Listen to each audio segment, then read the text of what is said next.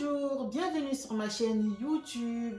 Hello, buenos días a todos, bienvenue dans mon canal YouTube. Aujourd'hui les amis, merci d'abord du fond du cœur pour vous tous qui êtes en train de s'abonner, pour vous tous qui êtes connectés, qui me donnez la force pour pouvoir continuer à sensibiliser sur la santé mentale, la santé physique, sur l'appui émotionnel qu'on doit avoir pour toi et moi, de vous abonner et de commenter. Aujourd'hui les amis, je vais parler de ces stars-là qui nous font vendre leurs rêves par leur beauté, par leur show qu'ils font, que ce soit à la télé, surtout les stars américaines. Et on a envie d'être comme eux, que vous le voulez ou pas, on a toujours une star qui nous donne l'envie d'être comme elle, par sa beauté, par son argent, son talent. On peut citer beaucoup de femmes qui sont des vraies influenceuses, influenceurs, que ce soit sur les réseaux sociaux ou bien à la télé. Le plus souvent, on se compare surtout les femmes, on se compare à ces femmes-là. Mais il y a un côté où moi je voulais parler, c'est le côté influence santé. Est-ce que nous sommes influencés par leur santé? Est-ce qu'on prend le temps de se dire que ces gens que nous vénérons, ces femmes que nous pensons qu'elles sont toujours belles, elles sont toujours tirées à 5 épingles, elles ont toujours sur leur tremplin, ils envahissent les réseaux sociaux par leur beauté, par leur corps parfait.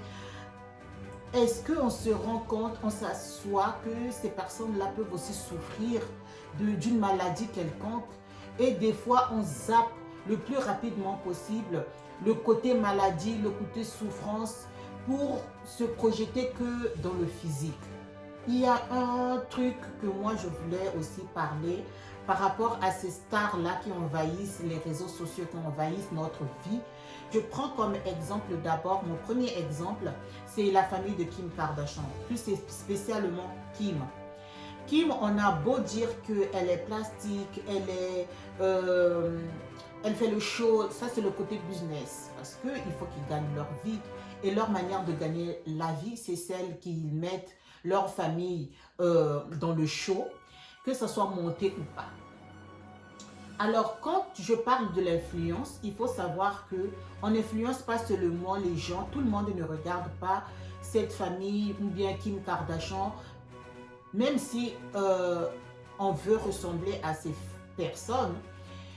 Moi, en tant que femme, en tant que maman, je regarde beaucoup. Quand je regarde un show, quand je regarde ces stars, je me pose toujours la question, est-ce que ces personnes-là souffrent? On parle beaucoup de la souffrance psychologique aussi de ces stars-là. Malgré leur vie remplie de paillettes, de strass, de showbuzz, des caméras à tout va, elles souffrent aussi, elles ont une certaine santé mentale qui se décline, on les regarde, mais on ne se pose pas vraiment la question. On ne s'attarde pas sur le côté santé de ces personnes-là, que ce soit de la santé physique ou la santé mentale. Parfois, ils en parlent. Je vais prendre l'exemple de Kim. Kim, quand elle a été enceinte de sa première fille, donc sa première grossesse, j'ai suivi comment est-ce que son médecin, son gynécologue, par rapport aux complications qu'elle avait eues, son gynécologue lui avait dit que elle devrait faire attention à ses prochaines grossesses parce que sa première grossesse n'était pas bien passée. Je crois qu'elle avait du diabète gestationnel et puis elle avait, après la naissance de sa fille, donc de sa première grossesse, elle avait eu des complications au niveau de l'utérus. Alors, je vais m'attarder sur ça parce que même s'il y a des paillettes, même s'il y a des strass, c'est très compliqué pour une femme, pour une jeune femme qui veut avoir des enfants d'une manière naturelle, c'est-à-dire qu'elle-même qu'elle puisse avoir ses propres grossesses et qu'on lui dise qu'elle ne peut pas avoir plus de 4 enfants parce qu'il y a une maladie qui s'est développée dans son utérus. En tout cas, il y avait une anomalie irréversible, je crois, pour, si elle tombait encore enceinte, elle pouvait perdre la vie ou bien perdre l'enfant, ou les deux. En tout cas, sa deuxième grossesse était vraiment risquée quand elle a pris la deuxième grossesse, parce que je crois que son médecin ne l'avait pas conseillé de prendre une deuxième grossesse.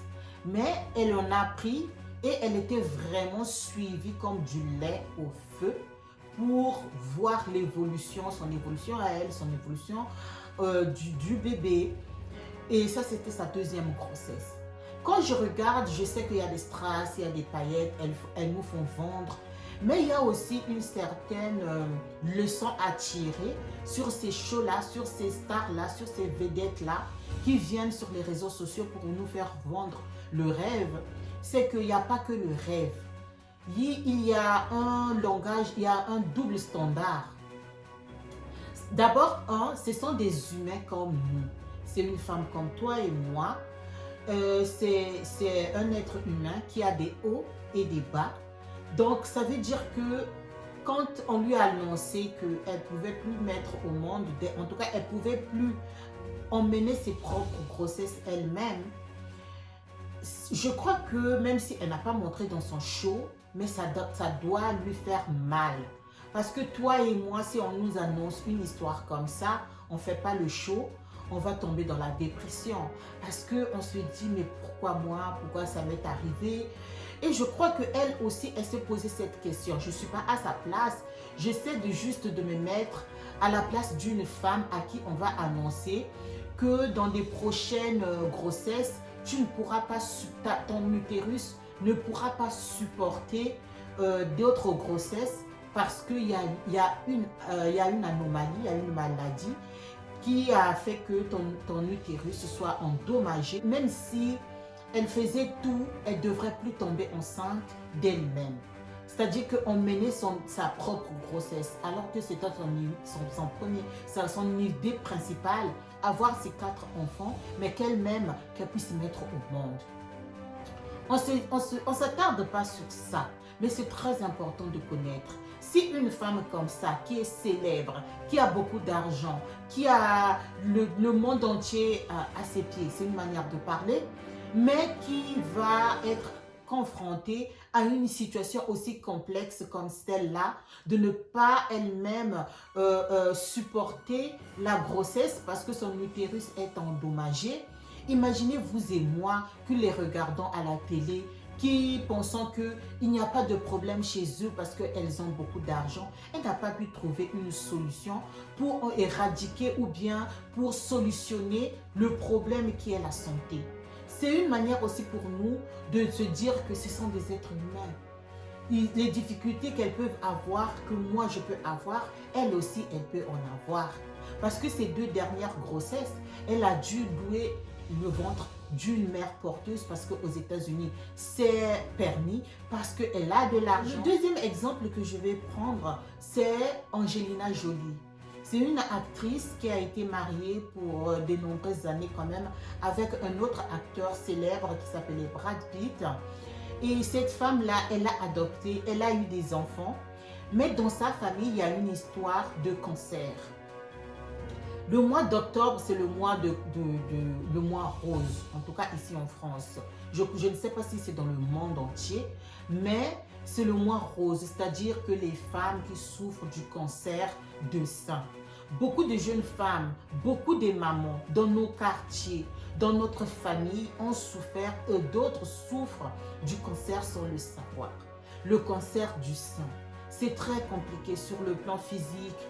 Surtout si tu as été diagnostiqué et que que le cancer a été au stade, par exemple, un peu plus avancé, que tu dois subir la chimiothérapie, c'est le traitement qu'il faut pour pouvoir détruire ce tumeur-là. Donc, il y a beaucoup de processus et c'est très difficile pour ta santé mentale, pour la santé mentale de toutes les personnes qui sont à tes côtés. Ta santé physique va aussi en subir. On se pose toujours des questions, on pense que ça n'arrive qu'aux pauvres. Cette femme, Angelina Jolie, que je viens de citer, Elle a perdu sa mère, elle a perdu sa grand-mère, je crois, et sa tante maternelle du cancer de sein. Et elle, pour anticiper cela, elle est allée dire à son médecin traitant, j'imagine, et qui lui a conseillé de faire des examens pour voir, avant que ça soit trop tard, qu'elle puisse aussi, elle, subir ce cancer. On devrait voir si elle aussi, elle a ces gènes-là. Et quand elle a fait cet examen, ça a avéré que oui, elle avait ses gènes. Et avant ses 40 ans, elle a dû faire l'ablation de sein. Elle a dû prendre une décision radicale d'enlever ses seins. D'enlever parce que c'était l'unique solution. Si elle attendait avec ses propres seins, elle devrait développer ce cancer de sein. C'est une décision à saluer parce que ce n'est pas toutes les femmes qui vont parler de cela ouvertement. Même si on pense que ces femmes-là, elles sont fortes, elles ont l'argent, elles ont tous les médecins du monde, il y a certaines maladies sur lesquelles elles ne peuvent pas échapper. C'est comme le cancer, c'est comme cette femme. On a fait l'ablation des seins, voilà, pour éviter qu'elle n'arrive à ce stade où ses tantes et sa maman ou toutes les personnes qui meurent de ce cancer, qu'elles puissent être foudroyées de ce cancer.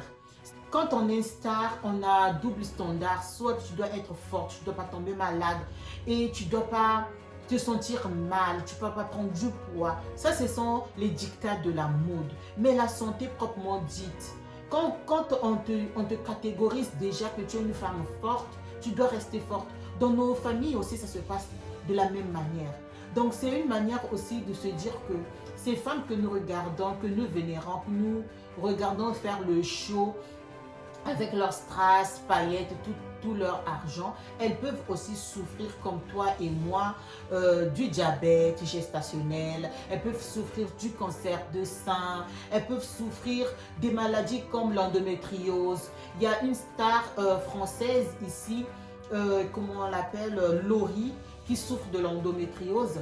Et cette endométriose, c'est aussi une complication au niveau de l'utérus, qui fait que cette femme ne peut pas mettre au monde. En tout cas, jusqu'à aujourd'hui, elle cherche à avoir une grossesse et c'est très compliqué parce que cette endométriose-là l'empêche à pouvoir, je ne sais pas si elle ne peut pas mettre au monde ou pas, mais elle est suivie. Quand on les regarde, quand elles chantent, elles font le show, on ne sait pas ce qui se passe sur le plan personnel, santé, pour quelques-unes qui essayent de parler ou de mettre leur santé sur la table. Il y a des critiques, d'autres préfèrent le garder. Il y a aussi d'autres stars qui souffrent de la boulimie parce qu'elles vont prendre du poids, parce qu'elles vont manger, elles vont souffrir du stress post-traumatique. C'est Cardi B qui en a parlé. Malgré le show qu'elle fait, elle en a dit qu'elle a perdu beaucoup de poids parce qu'elle a fait de l'hémorragie. On sait que l'hémorragie, on peut mourir. Qu'on ait des millions ou pas, on peut mourir quand on a eu l'hémorragie au moment de donner naissance ou donner vie à son enfant. C'est très important d'écouter aussi ce côté santé de ces influenceuses ou de ces stars que nous vénérons, que ça ne se traite pas seulement par le physique. Britney Spears, à qui on a abusé de sa propre famille, abusé d'elle en disant qu'elle avait des problèmes de santé mentale et que tout son argent pendant, je crois, 13 ans, sa famille qui contrôlait son argent pour soi-disant, elle n'était pas apte de pouvoir gérer son argent. On peut aussi donner l'exemple de Kanye West, qui on parle qu'elle a des troubles bipolaires, que sa santé mentale n'est pas au top. Je veux m'arrêter par là. Merci beaucoup de me suivre. J'espère que le message est passé. Aussi, si tu es dans cette situation-là, il faut te dire que je veux regarder ces femmes. Regarde, elles avancent coûte que coûte, même si elles ont l'argent. Moi, je ne parle pas du côté argent. Je parle du côté humanité. Et je voulais vraiment donner cet appui émotionnel, cette sensibilisation aussi, pour pouvoir se dire qu'on est pareil sur Terre, qu'on ait de l'argent ou pas. il faut avoir cette information et ne pas regarder d'autres personnes, genre des extraterrestres, et que toi, c'est toi qui souffres de tous les maux MAUX du monde. Ciao amigos, hasta luego, les doy miles de besos, je vous fais des gros bisous.